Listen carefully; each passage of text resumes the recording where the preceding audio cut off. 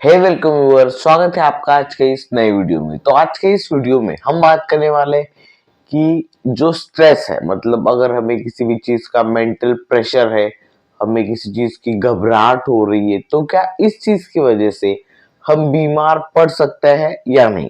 मतलब वीडियो का टॉपिक है, can stress makes you sick. तो आज के इसी वीडियो में हम बात करेंगे कि किस तरह से अगर हमें कोई भी मेंटल प्रेशर है तो वो चेंज हो सकता है किसी भी हमारी बीमारी में।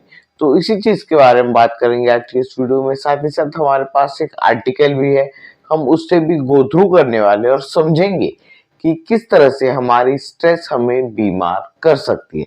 तो शुरू करते हैं आज के आर्टिकल का। सबसे पहले देख लेते हैं, आर्टिकल है हमारा इस वेबसाइट से, और can stress actually makes you sick. मतलब क्या, अगर हम बहुत ज्यादा तान तनाव में है, हमें स्ट्रेस ज्यादा है, तो क्या उस चीज की वजह से हम बीमार पड़ सकते हैं या नहीं। तो इसका आंसर है यस।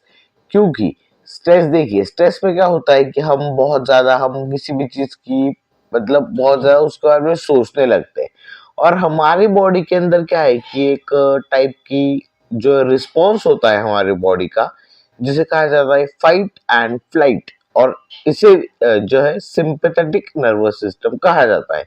तो इसमें क्या होता है कि जब भी हम किसी ऐसी स्ट्रेस की कंडीशन में होते हैं तो हमारे बॉडी का सबसे पहला रिस्पॉन्स ये रहता है कि पूरी तरह से हमारी जो एनर्जी है वो हमारे, मतलब डाइजेशन की जो कुछ एनर्जी वहां पर खर्च होती है, तो वो सारी कॉन्सेंट्रेट हो जाती है हमारे हार्ट के ऊपर। मतलब जब भी हम किसी स्ट्रेस की कंडीशन में होते हैं तो हमारे बॉडी की सिंपैथेटिक नर्वस सिस्टम से हमें एक रिस्पॉन्स जनरेट होता है और हमारी बॉडी में कॉर्टिसोल रिलीज होता है। अब कॉर्टिसोल है स्ट्रेस हार्मोन। अब हार्मोनल के इम्बैलेंस की वजह से हमें बेसिकली सारी बीमारियां होती है। तो देखिए, अब एक बार अगर स्ट्रेस अगर है हमारी बॉडी में तो कोई प्रॉब्लम नहीं है, लेकिन जब ये स्ट्रेस कॉन्स्टेंटली बहुत टाइम पीरियड के लिए हम फेस कर रहे हैं तो उसकी वजह से धीरे धीरे दूसरी बीमारियां हमें होने लगती है। अब सबसे पहली चीज ये समझते हैं कि किस तरह से सिंपैथेटिक नर्वस सिस्टम काम करता है। तो जब भी हम किसी ऐसी सिचुएशन में होते हैं जहां हमें बहुत ज्यादा मेंटल प्रेशर होता है, तो वहां पर क्या होता है कि हम एक सिचुएशन में है जहां पर हमारी सिंपैथेटिक नर्वस सिस्टम एक्टिव है, तो वह हमारा हार्ट रेट बढ़ जाता है, हमें पसीना छूटने लगता है, हमारा जो ग्लूकोज जो लेवल है वो स्पाइक होती है। तो ये तो हमारी बॉडी का एक नेचुरल रिस्पॉन्स है जो कि बहुत पहले से चले आ रहा है। लेकिन आज के मॉडर्न टाइम में हमें इतना ज्यादा इस सिंपैथेटिक नर्वस सिस्टम के एक्टिवेशन की जरूरत नहीं पड़ती। लेकिन जब क्या होता है, हमें बहुत ज्यादा मेंटल प्रेशर होता है, तो कहीं ना कहीं ये जो स्ट्रेस की जो कंडीशन है, ये इंक्रीज हार्ट रेट, ग्लूकोज का जो है वो स्पाइक होना, तो अगर ये रेगुलरली रहेगी तो इसकी वजह से हमें हार्ट से जुड़ी बीमारियां, देन डायबिटीज, देन और भी हार्ट अटैक जैसे प्रॉब्लम्स होते हैं। तो इसी तरह से स्ट्रेस हमें बीमार करती है। आगे देखते हैं। So as you can see, जो स्ट्रेस है तो उसकी वजह से हमें एंजाइटी, मतलब सोने में दिक्कत, देन हम कंसंट्रेट नहीं कर पाते, काम नहीं होता, ऐसे बहुत सारी चीजें होती है। और यहाँ पर आप देख सकते हैं कि स्ट्रेस में क्या है कि अगर ज्यादा हम स्ट्रेस में होते तो हमारी नींद अच्छी नहीं होती।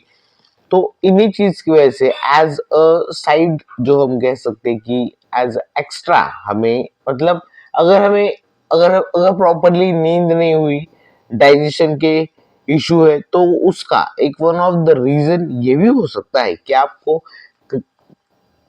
किसी न किसी तरीके का कोई स्ट्रेस आपकी बॉडी में है। अब देखिए, कॉर्टिसोल बेसिकली ये है स्ट्रेस हार्मोन। जब भी हम किसी स्ट्रेस की कंडीशन में होते हैं, जैसे कि हमारा पेपर पास आ रहा है तो हमें स्ट्रेस होता है, कॉर्टिसोल।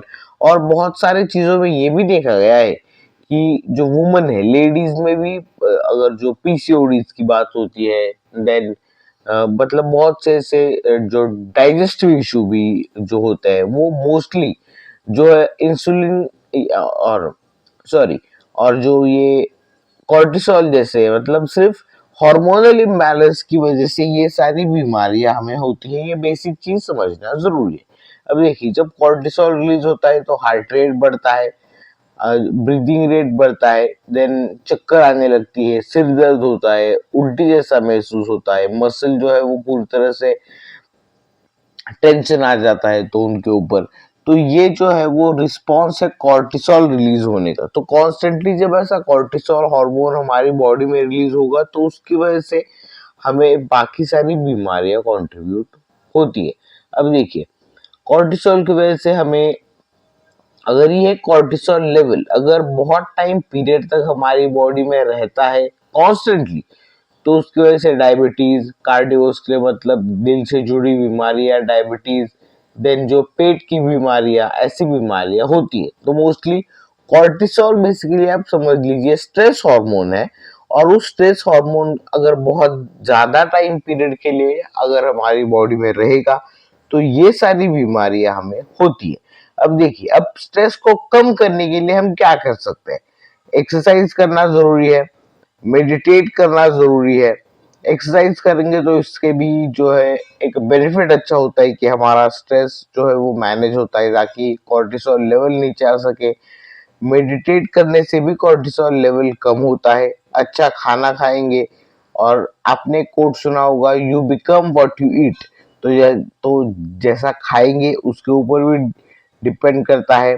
देन लोगों से बात करना जरूरी है। जो भी आपको जिस भी चीज का स्ट्रेस है आपको, वो चीजें आपको आपके दोस्तों के साथ, घर वालों के साथ शेयर करना जरूरी है। फन एक्टिविटीज में पार्ट लेना, जो चीज आपको पसंद है, फैमिली फ्रेंड्स के साथ बैठना जो है वो, ये भी चीजें काफी हद तक आपका स्ट्रेस कम कर सकती है।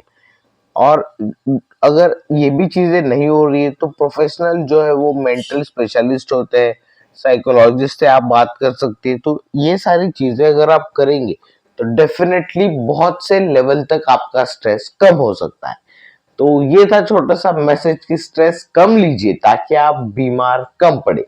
तो आई होप ये सिंपल टेक्निक आपको और ये सिंपल चीज समझ में आ गई होगी कि अगर आप ज्यादा स्ट्रेस लेंगे तो बीमारियां बढ़ेंगी ही बढ़ेंगी। तो बस आज की वीडियो के लिए इतना ही। स्ट्रेस कम लीजिए, हैप्पी रहिए, फिर मिलते हैं अगली वीडियो में। Till then bye.